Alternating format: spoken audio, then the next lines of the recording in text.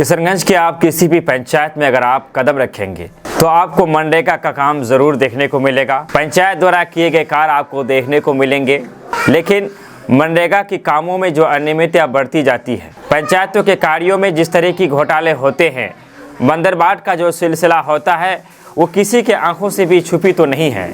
पर्दे के पीछे क्या होता है और पर्दे के बाहर क्या होता है, ये हमारी और आपकी आंखों के सामने है। किस तरह से पदाधिकारी हमारे प्रतिनिधिगण को साथ मिलाकर यहाँ की आम जनता को लूटा जाता है और हम खामोश रहते हैं। जब भी कोई सरकारी योजना पर कार्य होता है हम खामोश रहते हैं और हम ये समझते हैं कि सरकार के पैसे हैं, जबकि हम बता देना चाहते हैं कि सरकार द्वारा जो भी कार्य किया जाता है, सरकार द्वारा जो भी योजनाएं लाई जाती है और इस योजना में जो भी बजट बनाया जाता है वो सरकार के पैसे नहीं होते हैं। हमें इस गलतफहमी को दूर करना होगा। वो हमारे और आपके पैसे होते हैं। ये वही पैसे हैं जो सरकार टैक्स के रूप में हमसे लेती है। अगर हम 1 किलो चीनी लेते हैं तो उसमें भी हम टैक्स देते हैं। अगर हम प्याज लेते हैं तो उसमें भी टैक्स होता है। अगर हम कपड़े लेते हैं तो टैक्स है। हम जो पेट्रोल भरते हैं तो टैक्स देते हैं। इत्यादि बहुत सारे ऐसे सामान हैं जो हम खरीदते हैं, उसमें टैक्स देना पड़ता है। बल्कि मैं तो ये कहूँगा कि अब भारतीय जनता पार्टी के इस सरकार ने तो हर एक चीज़ में भी टैक्स लगा दिया है, यहाँ तक कि खाने पीने की चीज़ों में भी आप टैक्स देना पड़ता है।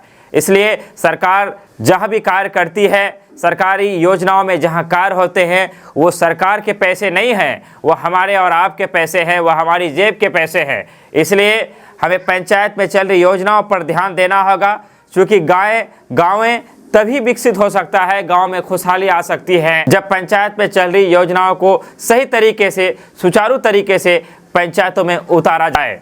एक पंचायत में लगभग 10 से 20 करोड़ का फंड सरकारें देती है।